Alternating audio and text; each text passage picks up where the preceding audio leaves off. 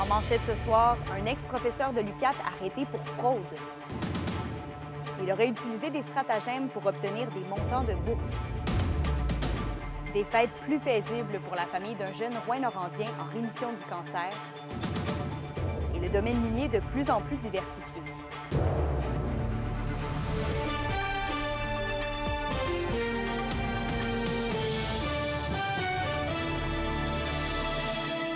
Bon début de soirée et bienvenue au TVA 18h. On débute le bulletin de ce soir avec une histoire bien particulière. Un ancien professeur de l'UQAT doit faire face à la justice pour une série d'accusations: fraude, commission secrète et extorsion. L'unité permanente anticorruption a procédé à son arrestation plus tôt cette semaine. André Audet a les détails. Une enquête de l'UPAC met en lumière une série de crimes qu'aurait commis René Wamke, qui était professeur en génie civil à l'UQAT entre 2010 et 2017. M. Wamke utilisait de stratagèmes afin de prendre des montants de bourses destinés à des étudiants étrangers et qu'il en prenne possession par la suite à des fins personnelles. Donc, c'était des montants qui étaient destinés à certains des étudiants sous sa responsabilité à la maîtrise ou au doctorat. Et il faisait des pressions pour obtenir cet argent-là à des fins personnelles. Nous avons traité cette dénonciation-là, nous l'avons transférée à nos équipes d'enquête qui ont fait des rencontres, ont fait leur enquête pendant un certain temps. Et puis, à la vue des conclusions de cette enquête-là, nous avons soumis une demande d'intenter des procédures au directeur des poursuites criminelles et pénales. Son arrestation a entre autres été possible grâce au travail de l'Agence des services frontaliers du Canada. Monsieur était à l'extérieur du pays et lorsqu'il est arrivé à l'aéroport Montréal-Trudeau, l'Agence des services frontaliers nous a appelés afin qu'on puisse exécuter le mandat d'arrestation visé qui avait été accordé par un juge. L'UPAC invite toute personne à le contacter si elle détient de l'information qui pourrait bonifier l'enquête en lien avec les agissements allégués de l'ex-professeur. Il y a un formulaire sur notre site web qui permet de remplir, donner les informations nécessaires pour dénoncer un acte répréhensible. Donc, effectivement, que ce soit ce dossier ou un autre, on rattachera cette dénonciation-là au dossier si c'est le dossier en cours, mais n'importe quel autre dossier peut également être traité sur notre plateforme. Dans l'attente de sa comparution le 13 février prochain à Rouyn-Noranda, René Wamke demeure en liberté. Quant à l'UQAT, elle nous mentionne ne pas pouvoir commenter le dossier en raison des démêlés judiciaires en cours. André Audet, RNC Nouvelles. Et on reste dans le domaine judiciaire. Samuel Vallière, l'homme de 21 ans accusé de conduite dangereuse ayant causé la mort et des lésions, était de retour en cours aujourd'hui. Résumé d'Alexis Dumont. C'était aujourd'hui au Palais de justice d'Amos que se déroulaient les plaidoyers sur peine dans le dossier de Samuel Vallière qui a plaidé coupable le 24 juillet dernier à des accusations de conduite dangereuse ayant causé la mort et des lésions corporelles. Alors voici les faits. Le 8 mai 2022, une collision impliquant 2 véhicules est survenue sur la route 109 entre Saint-Félix-de-Dalquier et Saint-Dominique. Il faut mentionner que la collision, bien, il s'agit d'un face-à-face alors que M. Vallière roulait à une vitesse estimée entre 173 et 188 km/h dans une zone à maximum 90. L'accusé était alors âgé de 19 ans. Et dans cet accident, bien malheureusement, une femme de 54 ans a perdu la vie et le passager, un jeune garçon, lui, de 12 ans, a subi de graves blessures qu'il porte encore aujourd'hui à ce jour. Pour ce qui est des sentences à la fois demandées par la poursuite et la défense, d'abord, la poursuite demande une peine de 4 ans et demi avec interdiction de conduire de 5 ans. On mentionne que plusieurs facteurs graves tels que la mort de la femme de 54 ans et les séquelles du jeune garçon alors âgé de 12 ans au moment des faits, ainsi que la vitesse à laquelle roulait M. Vallière, qui était pratiquement le double de la limite permise, rappelons de 90 km/h dans ce secteur. Alors, pour ce qui est de la défense, on demande une peine provinciale de 2 ans moins un jour, qu'ensuite voir être purgée en collectivité. La défense rappelle que monsieur n'a aucun antécédent judiciaire et qu'il n'a jamais obtenu d'autres infractions pour vitesse dans son passé. La juge Marie-Chantal Brassard souhaite analyser les demandes des 2 parties avant de rendre son verdict qu'elle rendra le 17 janvier 2025. Alexis Dumont, RNC Nouvelles, Amos. L'an dernier, le temps des fêtes a été très particulier pour une famille de Rouyn-Noranda et leur jeune garçon atteint du cancer. 1 an plus tard, Logan et sa maman m'ont raconté comment ils ont réussi à surmonter cette grande épreuve qui est la maladie. On peut écouter leur témoignage. Il y a un peu plus d'1 an, en 2023, la famille de Logan apprend l'inimaginable. À peine âgé de 7 ans, le garçon est atteint d'un cancer. Logan a eu un diagnostic d'un sarcome des Ewing Dans le fond, on avait remarqué qu'il y avait une bosse en arrière de son cou. C'était très petit, c'était comme la grosseur d'un petit pois.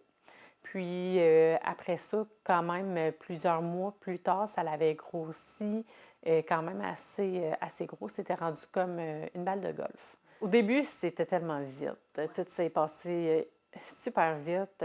On a su ce vendredi, puis lundi, on était déjà rendu à Sainte-Justine.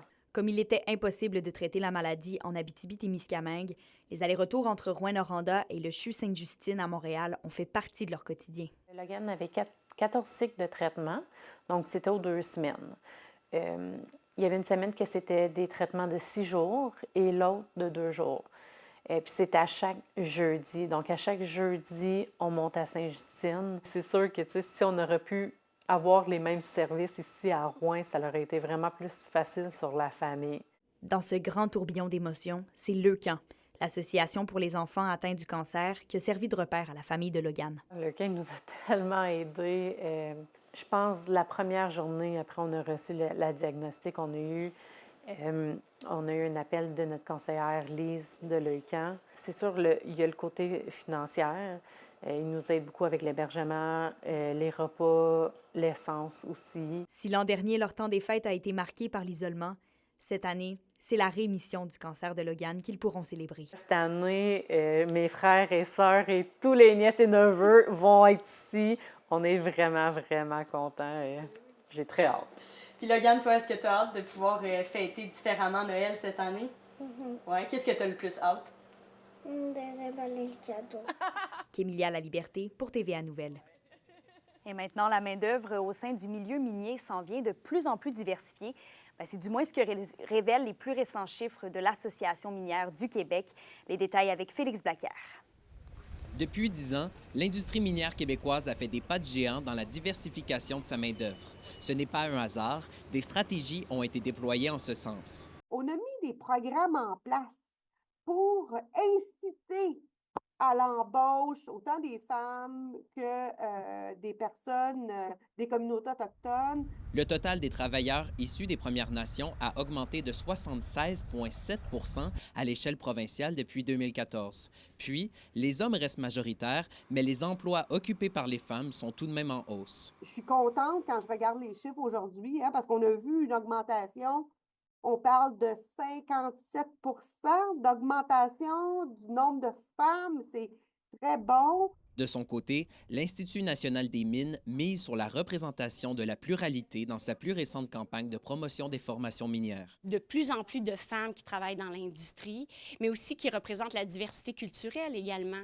Donc, je pense que le fait d'en montrer davantage, de montrer des témoignages de gens qui travaillent, qui sont des travailleurs réels, de vrais travailleurs dans l'industrie, bien, ça peut attirer davantage de gens qui choisissent d'entreprendre un programme de formation ou d'études là, qui va mener vers le secteur minier. Les efforts vers une plus forte diversité ont aussi entraîné des répercussions dans le milieu universitaire. À l'Institut de recherche Mines et environnement de l'UQAT, c'est la première année où il y a une parité homme-femme à la maîtrise et au doctorat. Bien, je pense que les métiers associés au domaine minier se sont démocratisés, disons, puis que les femmes sont maintenant, se sentent peut-être plus acceptées maintenant qu'il y a 10 ans. Donc, ils voient un potentiel de carrière intéressant. Je pense que dans le domaine minier, il y a eu beaucoup de travail aussi qui a été fait par l'industrie pour montrer que les femmes ont leur place. Les observateurs rencontrés s'entendent pour dire qu'un cap a été franchi et que la main-d'œuvre dans le secteur minier sera de plus en plus diversifiée dans les années à venir. Félix Blaquière, RNC Nouvelles, Val-d'Or. Vos réponses à la question du jour TVA. Une présentation de la Clinique infirmière Nord-Ouest partout dans la région. Nous vous offrons des consultations rapides avec des infirmières et infirmières praticiennes spécialisées et un nouveau service de téléconsultation. Contactez-nous pour plus d'informations ou visitez notre site Web. Et à la question du jour, on vous demandait, y a-t-il suffisamment d'efforts pour augmenter la diversité dans les secteurs industriels? Vous avez répondu non à 54 %. Et en habitation maintenant, Rouyn-Noranda est particulièrement touché par l'augmentation du prix des loyers. Le plus récent rapport sur le marché locatif de la SCHL fait état d'un bond de tout près de 15 % en 2024.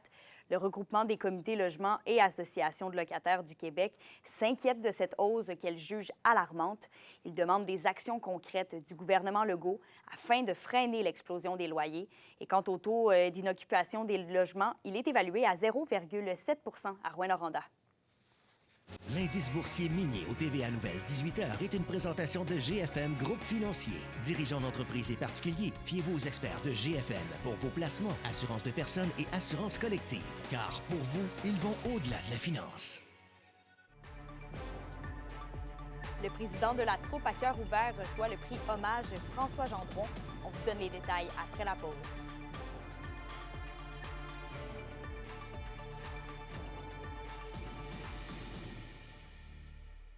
Les SADC de l'Abitibi-Témiscamingue et du nord du Québec vous présentent la bonne nouvelle économique TVA. Depuis le 27 novembre dernier, les SADC disposent de 3 nouveaux fonds pour aider les PME à se développer, à se moderniser et à réussir leur transfert. Les PME auront dorénavant accès à des prêts avantageux offrant des conditions flexibles grâce aux fonds Stratégie Transfert, Stratégie verte et Stratégie numérique. Au total, c'est plus de 4 millions de dollars qui seront disponibles pour des projets dans la région. Les SADC, partenaires de l'économie de la région.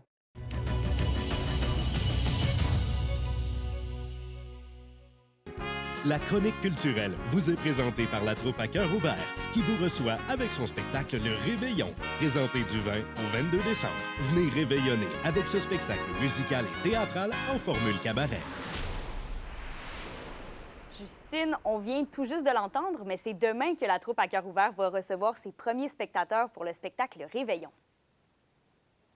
Oui, Kémilia, on va avoir du chant, des sketchs, des contes de Noël et aussi de la musique qui vont se succéder au cours de ce spectacle de variété avec plus de 25 artistes sur scène. Les 5 invités, Alexis Audet, Kathleen Corneau, Kevin Godbout, Amélie Paquin et Marie-Ève Tremblay, seront supportés par 4 choristes et les harmonies des chansons ont été créées par Jocelyne Beaulieu. Il reste quelques billets pour chacune des représentations. Pour réserver vos billets, vous pouvez appeler au numéro à l'écran pour pouvoir les réserver. Il reste des billets pour les représentations de samedi soir et de dimanche soir. La troupe à cœur ouvert a bien hâte de vous accueillir dans ses locaux.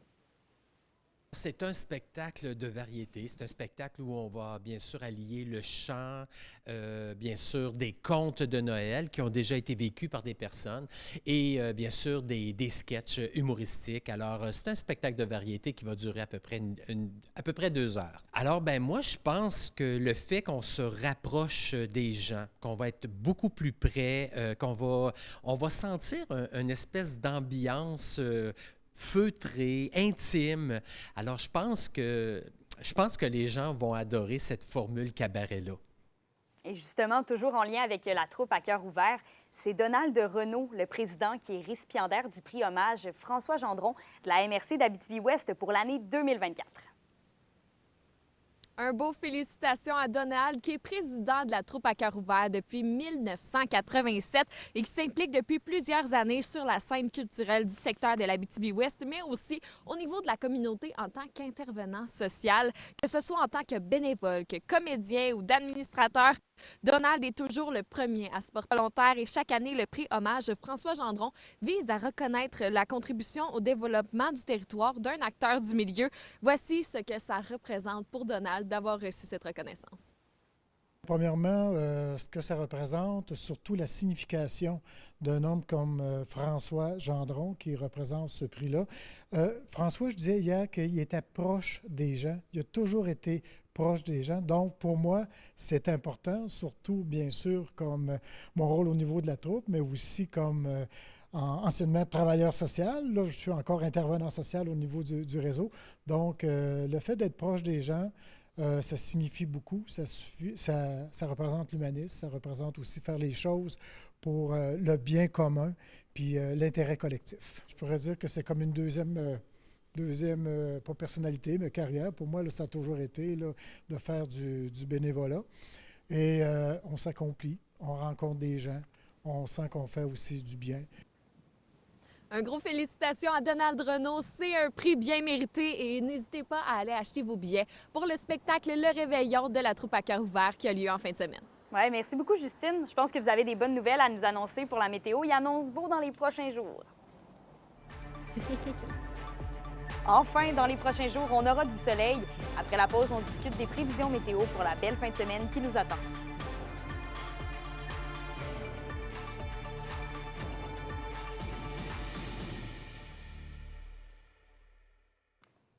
Les sports vous sont présentés par Thibaut GR, votre concessionnaire de confiance à Rouyn-Noranda, là où qualité et choix se rencontrent.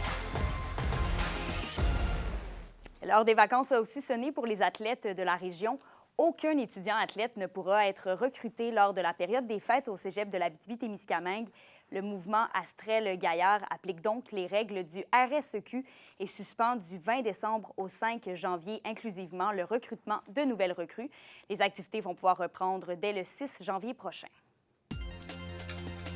Pour une nouvelle importante à nous communiquer, contactez-nous, nouvelles au pluriel, @rncmedia.ca, par téléphone au 1-866-463-4636 et notre site web tvaabitibi.ca.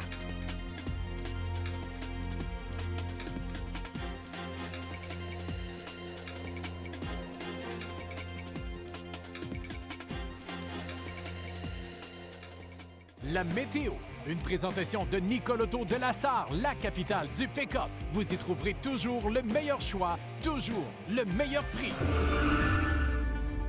À la météo, Justine, le froid glacial va persister. Oui, Kémélia, on n'aura pas le choix de s'emmitoufler comme il faut dans les prochains jours parce que vraiment, là, on est dans le froid.